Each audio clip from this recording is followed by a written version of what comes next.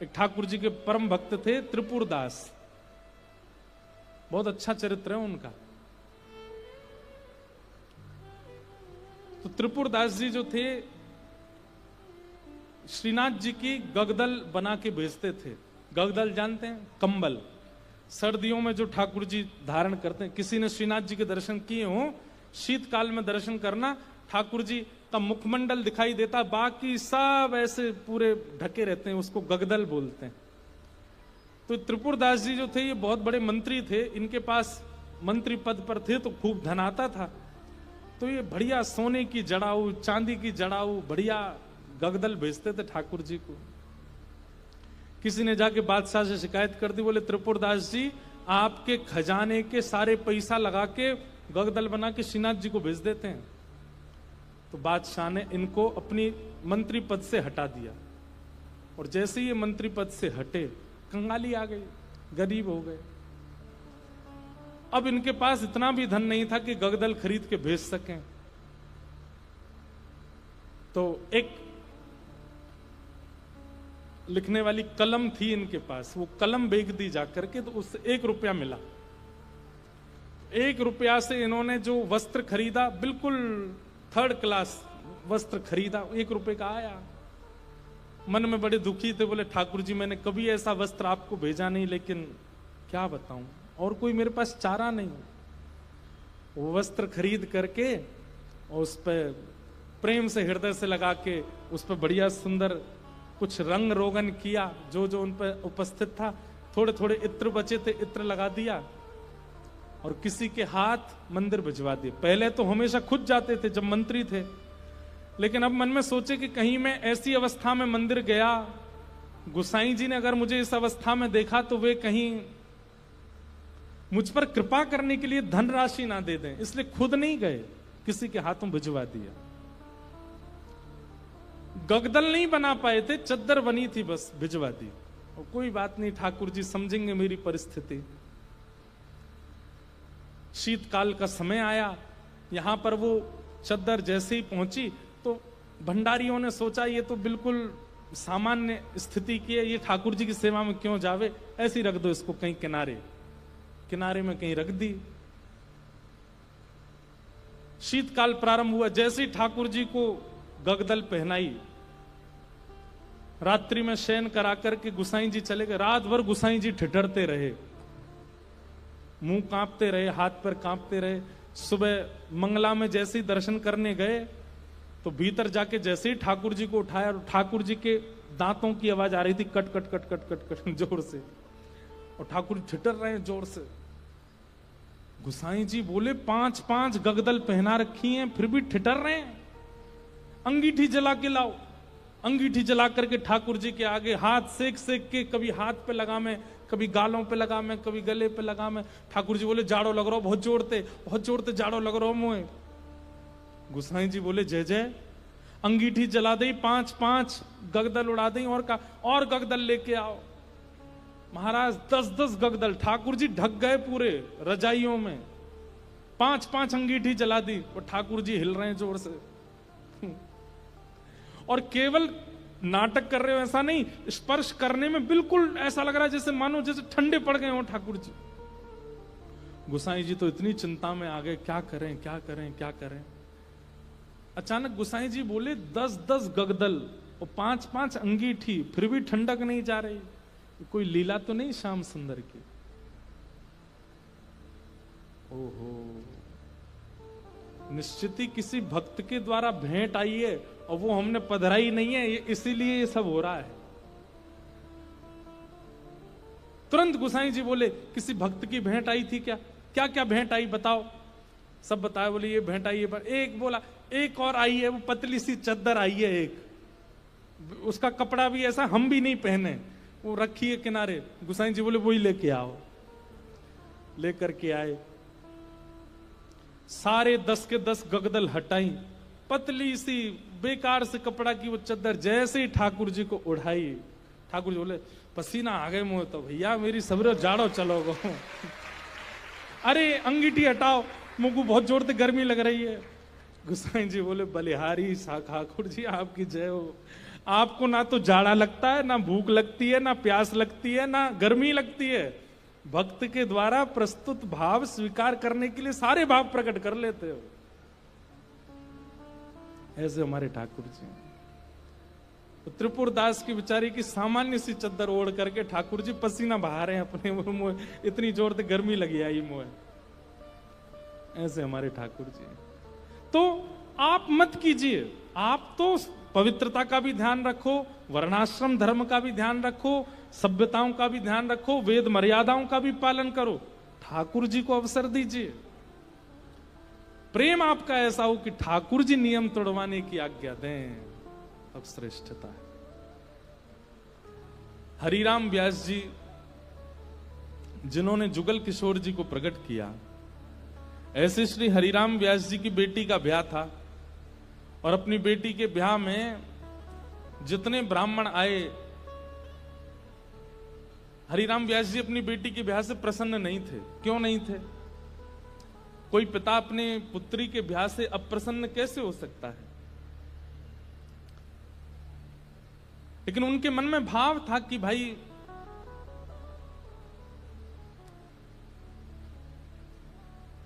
वृंदावन से बाहर क्यों जा रही हो? अपनी बेटी से कह रहे थे कि भाग्य होता है तब वृंदावन प्राप्त होता है, और तुम ब्याह करके अपने पति के साथ विदा होकर के वृंदावन से बाहर जा रही हो, ये मुझे अप्रिय लग रहा है। बेटी ने कहा, पिताजी ये तो स्वभाव है कि बेटी को बाहर जाना ही पड़ता है, और बाहर कहां, जहां पति का घर है वहां जाना पड़ेगा। तो हरिराम व्यास जी बोले, तुम्हारे पास दो उपाय हैं। बोले क्या? या तो पति से कहो कि वृंदावन में घर बना ले, या फिर उसी से ब्याह करो जो वृंदावन में रहता हो। पुत्री बोली, पिताजी अब सब बातें हो चुकी हैं और हमें भी जिससे ब्याह हो रहा है वो हमको बड़ा प्रिय है, अब हो जाने दो ब्याह, ठीक है आते रहेंगे वृंदावन। तो इस बात से इतने नाराज हो गए हरिराम व्यास जी कि तुमको व्यक्ति विशेष प्रिय है। अरे हरिराम व्यास जी तो ये तक बोल गए थे कि भाई लंगड़ा हो, वृंदावन का हो तो उससे ब्याह कर लो, कोई गुण ना हो लेकिन वृंदावन का है तो ब्याह करो, क्योंकि वृंदावन रहने को मिलेगा। लेकिन तुम और गुणों को देख करके वृंदावन छोड़ करके जा रही हो, ये तुम्हारा सबसे बड़ा दुर्भाग्य है। तो अपनी बेटी के ब्याह से प्रसन्न नहीं थे, तो हरिराम व्यास जी की पत्नी और बाकी बच्चे बोले, पिताजी को रहने दो नाराज, हम तो ब्याह करेंगे आनंद से। और हरिराम व्यास जी के शिष्य थे ओरछा के राजा मधुकर शाह, उन्होंने पूरी शादी की व्यवस्था की, लेकिन हरिराम व्यास जी की भौएं चढ़ी नहीं। और ज्यादा दुखी तो वे तब हो गए कि उन्होंने एक शर्त रखी, चलो ठीक है ब्याह कर रहे हो तुम, अपनी मर्जी से कर रहे हो, सब ठीक है, लेकिन पहली पंगत वैष्णव जनों को, संत जनों को, रसिक जनों को करानी पड़ेगी। लेकिन जब ब्याह का प्रसंग आता है ना, तो घर के लोग इन सब चीजों पर विश्वास करते नहीं है। घर के सब सदस्य बोले, पहली पंगत तो बारात की होगी। बोले पिताजी ने कहा संतों को कराओ। बोले बोलने दो उनको, तुम तो उन्हीं को करा दो। और रही बात संतों की, तो एक काम करते हैं, पहले ही पूड़ी कचौड़ी जो भी बना है दावत में, पहले ही निकाल करके अलग धर देते हैं, जब संत आएंगे उनको पवा देंगे। हरिराम व्यास जी को ये बात पता चल गई तो इतने नाराज हो गए। उनका एक पद भी है,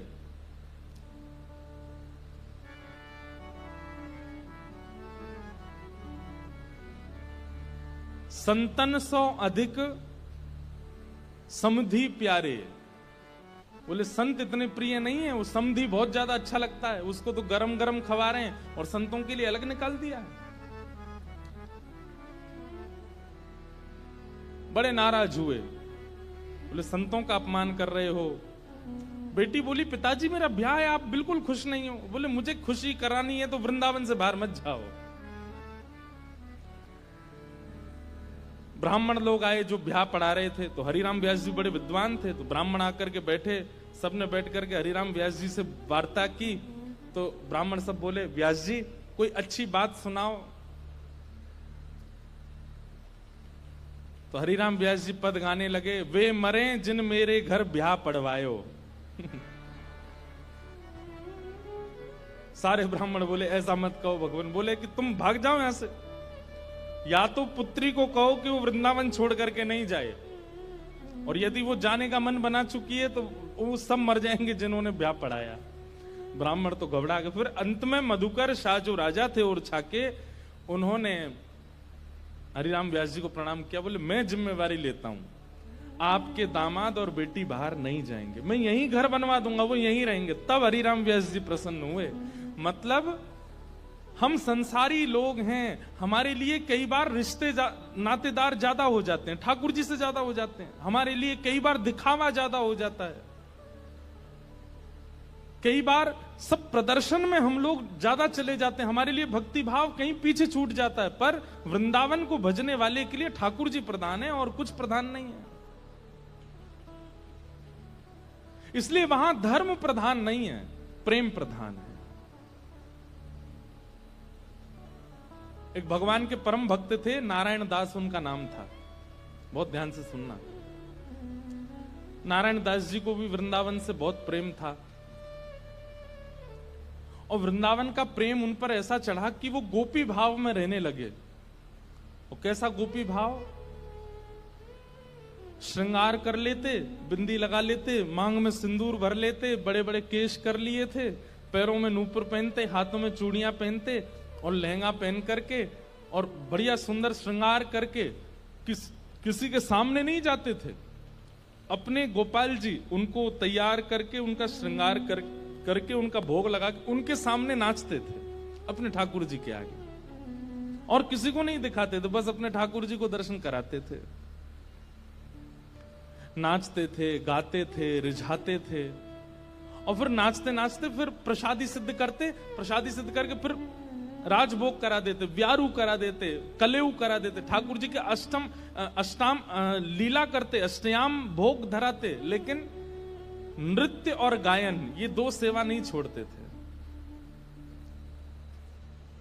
लेकिन धीरे धीरे वैष्णवों ने उनको देखना, ढूंढना शुरू कर दिया। लोग उनकी कुटिया में जाने लगे, तो वैष्णवों को तो वो बैठने देते थे। बोले आप सब तो ठाकुर जी के समान हो, आपके सामने तो मैं नाच सकता हूं। सब लोग इधर देखो, ध्यान से, आवाज आ रही है हमारी? नृत्य कर रहे थे। नृत्य की ख्याति ऐसी हुई कि एक बार एक बहुत श्रेष्ठ नृत्य करने वाला व्यक्ति आया, और उसको किसी ने कहा कि भाई हमारे यहाँ एक साधु हैं, वो किसी के आगे नृत्य नहीं करते, ठाकुर जी का, एक बार उनके नृत्य देख लो आप। तो बहुत बड़े नृत्य करने वाले ने जब उनका नृत्य देखा तो वो बोला कि महाराज, मैं बड़े बड़े दरबारों में जाकर के नृत्य करता हूं, ऐसा नृत्य मैंने आज तक नहीं देखा। सब लोगों ने कहा बोले भैया ये ठाकुर जी के लिए नृत्य करते हैं। लेकिन उस नृत्य करने वाले ने किसी बादशाह को खबर करा दी कि वृंदावन में एक महात्मा है, और बोले वो गोपी बनकर के अपने ठाकुर जी के आगे नृत्य करते हैं और गाते हुए नृत्य करते हैं, ऐसा नृत्य मैंने आज तक नहीं देखा। बादशाह के तो मन में आ गई कि मुझे उनका नृत्य देखना है, और प्राचीन काल के राजाओं के मन में आ जाए और वो ना मिले तो वो तो मारने तक आतुर हो जाते थे। उन्होंने अपने सैनिकों को भेज करके कहा कि आपको नृत्य करने के लिए बादशाह ने बुलाया है, या तो चलिए, और अगर आप इनकार करोगे तो आपकी कुटिया जला देंगे, आपके ठाकुर जी छीन लेंगे, और फिर कभी नृत्य करने लायक बचोगे नहीं। ऐसी स्थिति पड़ गई। रोने लगे अपने ठाकुर जी के आगे, बोले नाथ मेरा नृत्य किसी और को रिझाने के लिए नहीं है, ये मैं कैसी स्थिति में आपने डाल दिया हूं। अगर जाता हूं तो मेरा नृत्य, मैं नृत्य को प्रसाद के रूप में प्रस्तुत करता हूं, वो झूठा हो जाएगा। कोई और अगर उसका आस्वादन करेगा तो वो फिर उच्छिष्ट हो जाएगा, और उच्छिष्ट वस्तु आपको कैसे पधराऊंगा दोबारा।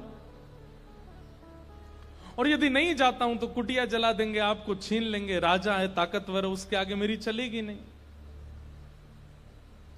रात भर रोते रहे अपने ठाकुर जी के आगे। इतने में ठाकुर जी स्वप्न में प्रकट हो गए।